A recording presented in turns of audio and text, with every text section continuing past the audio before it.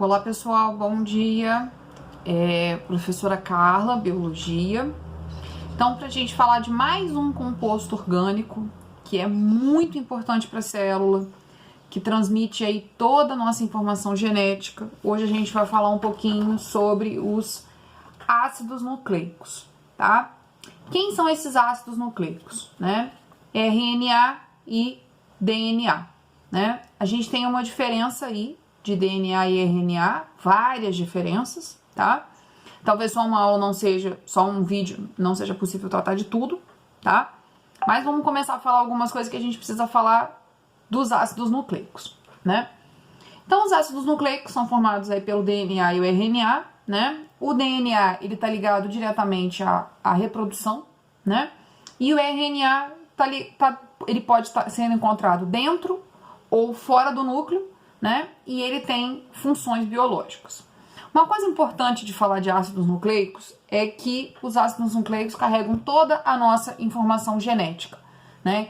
Então, são responsáveis pelo armazenamento, pela transmissão e pelo uso dessa informação genética, tá?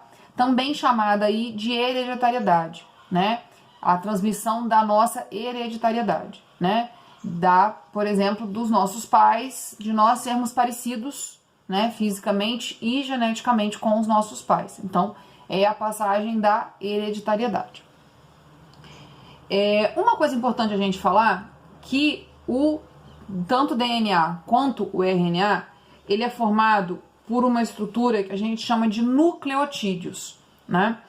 Que são aí a junção de um açúcar, que é uma pentose, com um fosfato e uma base nitrogenada. Então, basicamente, é esse esqueminha aqui, né? Então, eu tenho um fosfato, uma pentose e uma base nitrogenada.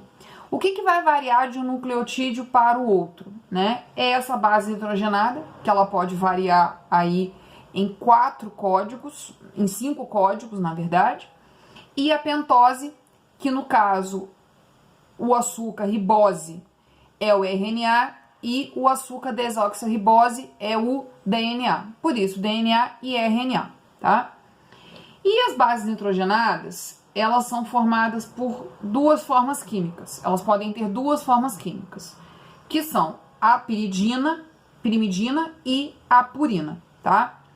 A base nitrogenada pirimidina é a citosina, a timina e a uracila. E a base purina é a adenina e a guanina, tá? E elas vão ocorrer em quantidades iguais no nosso DNA, tá? E sempre vai ser a combinação de uma base de pirimidina com uma base de purina, né? Lá na dupla fita do DNA. O DNA, ele é caracterizado por uma fita dupla, né? Então, eu tenho bases nitrogenadas de um lado e do outro, e o RNA é uma fita simples, né?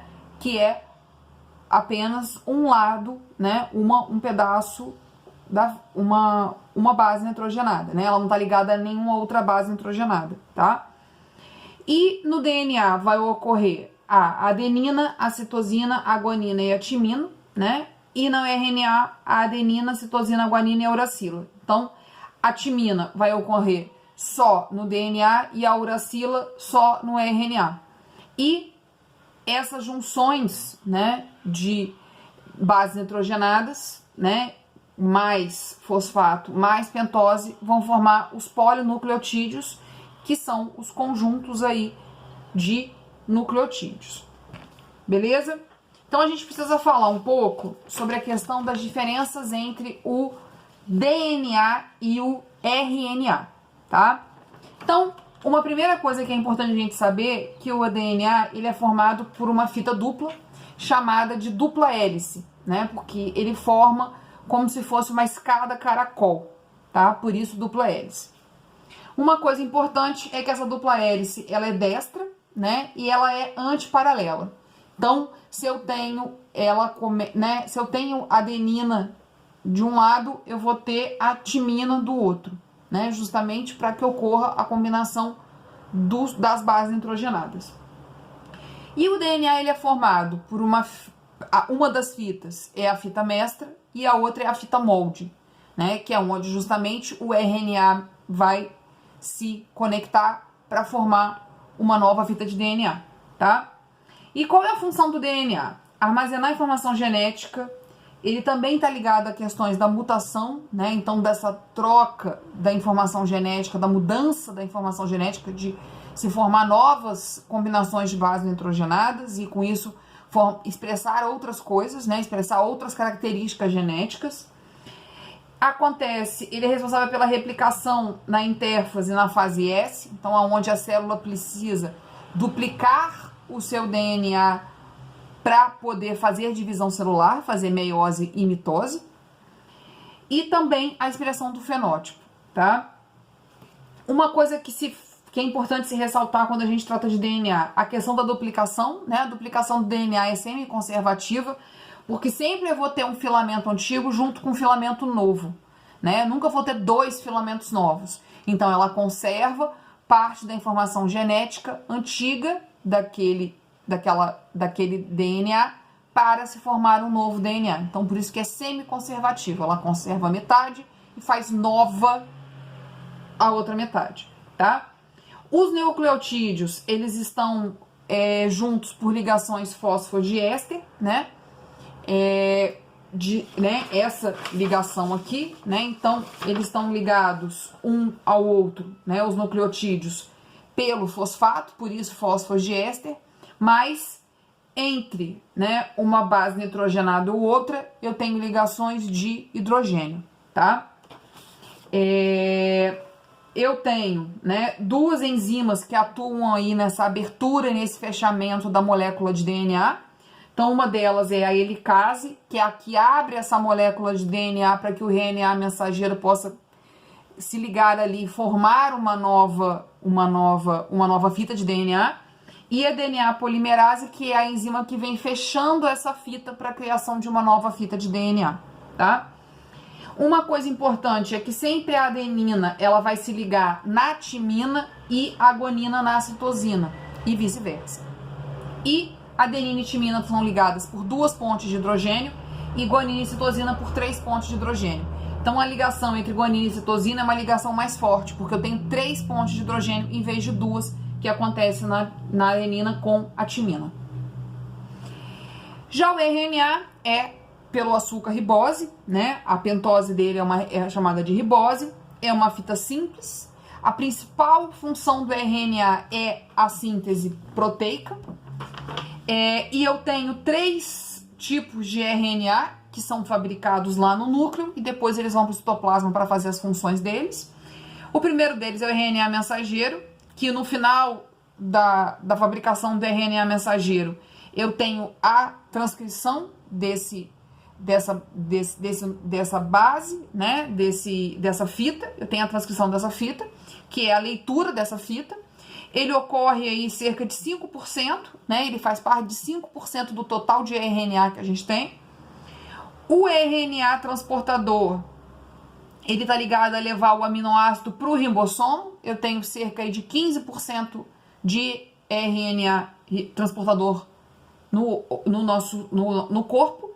E o DNA ribossômico, ele é sintetizado dentro, né, do nucleolo e ele é o RNA que leva, né, que recebe do RNA do RNA mensageiro a função, né, a interpretação. Então ele recebe a mensagem do RNA mensageiro interpretada e sintetiza a proteína. E o RNA ribossômico, ele vai ocorrer, né, dentro dos ribossomos, que vão se ligar lá ao complexo de Golgi e ao complexo o retículo endoplasmático rugoso, tá? E ele tem parte aí 80% do nosso corpo, tá? E é aquele RNA que a gente vê da forma de trevo, né? Porque ele justamente vai se ligar ao ribossomo para formar a proteína, né? Para sintetizar aí a proteína, tá?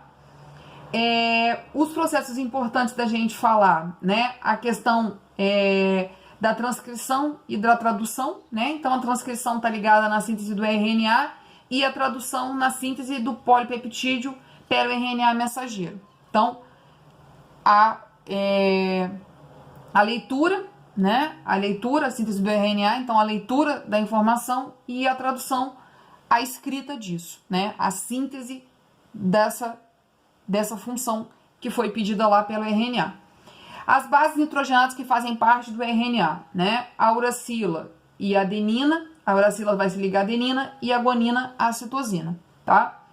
E uma coisa importante a se falar é que quando esse RNA ele vai se ligar lá à fita molde do DNA para formar um novo RNA, para formar um novo DNA, o que vai acontecer? Essa uracila ela vai se ligar à adenina e a adenina do RNA vai se ligar à timina do DNA, tá bom? Uma outra coisa importante da gente falar também é sobre o código genético, né? Que é o que o DNA carrega aí com ele e passa de um ser para o outro, né? Então, o código genético, ele é universal. Então, todos os seres vivos vão ser formados por um código genético onde eu tenho adenina, timina, guanina, citosina, tá?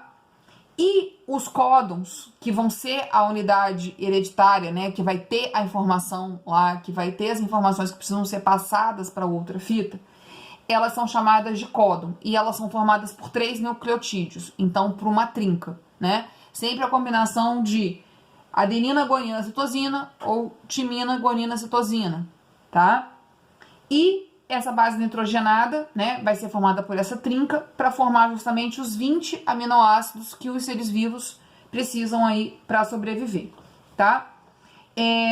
No total a gente tem 64 códons no corpo, né, 64 códons aí na nossa informação genética, sendo que 61 vão formar aminoácidos e 3 códons vão sinalizar a parada da tradução, né? Ou seja, a questão da síntese do RNA mensageiro, tá?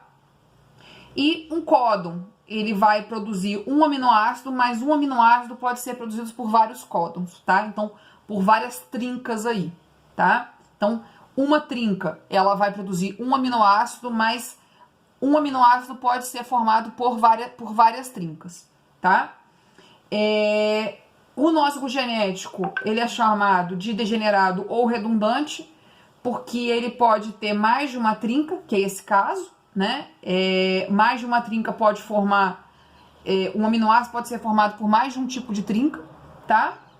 E o anticódon, né? Também a gente tem os códons que vão formar e os anticódons que vão ser os 3 nucleotídeos que vão formar o RNA transportador, né? Onde se fala de parar, né? Quando eu paro a informação, né? Que seriam esses 3 sinais de parada de tradução, né? Onde eu corto ali para continuar uma outra atividade, tá? Uma outra combinação de DNA, tá?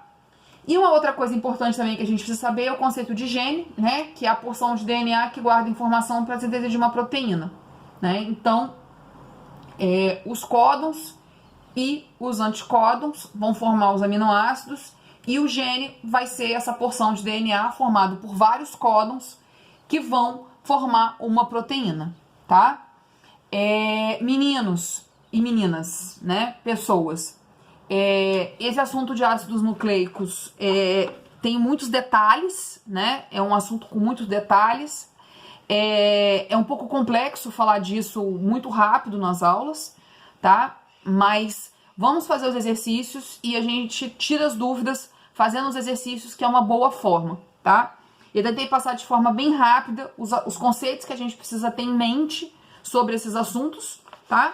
E eu aguardo dúvidas e muito obrigada por mais essa aula, por mais essa paciência aí nesse momento complicado, né? Um pouco complexo que a gente está vivendo das aulas, mas na realização dos exercícios a gente consegue tirar mais dúvidas e entender melhor esse assunto. Tá bom, gente? Muito obrigada e um grande abraço.